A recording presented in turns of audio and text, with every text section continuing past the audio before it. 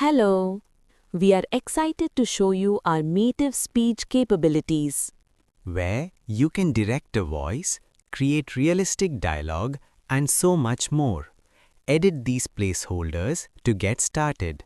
ಖಂಡಿತ ಇಲ್ಲಿ ಹುಲಿ ಮತ್ತು ಬಗ್ಗಿ ಬಗ್ಗೆ ಒಂದು ಚೆನ್ನಾದ ಕನ್ನಡ ಕಥೆ ಟೈಗರ್ ಆ್ಯಂಡ್ ಡಾಂಕಿ. ಒಂದು ದಟ್ಟವಾದ ಅರಣ್ಯದಲ್ಲಿ ಒಂದು ಭಯಾನಕ ಹುಲಿ ವಾಸಿಸುತ್ತಿತ್ತು. ಅರಣ್ಯದ ಎಲ್ಲಾ ಪ್ರಾಣಿಗಳು ಹುಲಿಯನ್ನು ನೋಡಿ ಭಯಪಡುವವು. ಅದೇ ಅರಣ್ಯದ ಅಂಚಿನಲ್ಲಿ ಒಂದು ಸರಳ ಹಾಗೂ ಬುದ್ಧಿವಂತ ಬಗ್ಗಿ ಅಂದರೆ ಕತ್ತೆ ವಾಸಿಸುತ್ತಿತ್ತು. ಒಂದು ದಿನ ಹುಲಿಗೆ ತುಂಬ ಹಸಿವಾಯಿತು. ಆಹಾರ ಹುಡುಕುತ್ತಾ ಅದು ಅರಣ್ಯದ ಹೊರಗೆ ಬಂದಾಗ ಬಗ್ಗಿಯನ್ನು ನೋಡಿತು. ಹುಲಿ ಗರ್ಜಿಸಿ ಹೇಳಿತು, ಏ ಬಗ್ಗಿ, ನಾನು ತುಂಬಾ ಹಸಿದಿದ್ದೇನೆ, ನಿನ್ನನ್ನೇ ತಿನ್ನುತ್ತೇನೆ. ಬಗ್ಗಿ ಭಯಪಟ್ಟರೂ ಧೈರ್ಯ ಮಾಡಿಕೊಂಡು ಹೇಳಿತು, ಅಯ್ಯೋ ಹುಲಿಯಣ್ಣ, ನನ್ನನ್ನು ಈಗ ತಿನ್ನಬೇಡಿ, ನಾನು ತುಂಬ ಸಣ್ಣವನು, ಸ್ವಲ್ಪ ದಿನ ಬಿಡಿ, ನಾನು ದಿನವೂ ಹಸಿರು ಹುಲ್ಲು ತಿಂದು ದೊಡ್ಡವನಾಗುತ್ತೇನೆ.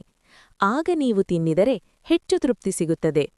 ಹುಲಿ ಸ್ವಲ್ಪ ಯೋಚಿಸಿ, ಹೌದು, ಮಾತು ಸರಿಯಿದೆ ಎಂದುಕೊಂಡು, ಸರಿ, ಆದ್ರೆ ಮೋಸ ಮಾಡ್ಬೇಡ ಎಂದು ಬಗ್ಗಿಯನ್ನು ಬಿಡಿತು.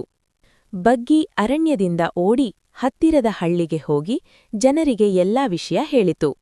ಜನರು ಬಗ್ಗಿಗೆ ಸಹಾಯ ಮಾಡಿ ಹುಲಿಗೆ ಬುದ್ಧಿ ಕಲಿಸುವ ಯೋಜನೆ ಮಾಡಿದರು. ಮರುದಿನ ಹುಲಿ ಬಗ್ಗಿಯನ್ನು ಹುಡುಕಿಕೊಂಡು ಬಂದಾಗ ಬಗ್ಗಿ ಜನರ ನಡುವೆ ನಿಂತಿತ್ತು. ಜನರು ಹುಲಿಯನ್ನು ನೋಡಿ ಗದ್ದಲ ಮಾಡಿ ಡಂಗುರ ಹೊಡೆದು ಬೆಂಕಿ ತೋರಿಸಿದರು. ಹುಲಿ ತುಂಬಾ ಭಯಪಟ್ಟು ಅರಣ್ಯಕ್ಕೆ ಓಡಿಹೋಯಿತು. ಮತ್ತೆಂದೂ ಆ ಹಳ್ಳಿಯ ಕಡೆಗೆ ಬಂದಿಲ್ಲ. ಬಗ್ಗಿ ತನ್ನ ಬುದ್ಧಿಯಿಂದ ತನ್ನ ಪ್ರಾಣ ಉಳಿಸಿಕೊಂಡಿತು. ಸ್ಟೋರಿ ಮಾರಲ್: ಬಲಕ್ಕಿಂತ ಬುದ್ಧಿಯೇ ದೊಡ್ಡದು. ನೀವು ಬೇರೆ ರೀತಿಯ ಕಥೆ, ಅಂದರೆ ಚಿಕ್ಕದು, ಮಕ್ಕಳಿಗೆ ನೈತಿಕ ಪಾಠದೊಂದಿಗೆ ಬೇಕಾದರೆ ಹೇಳಿ.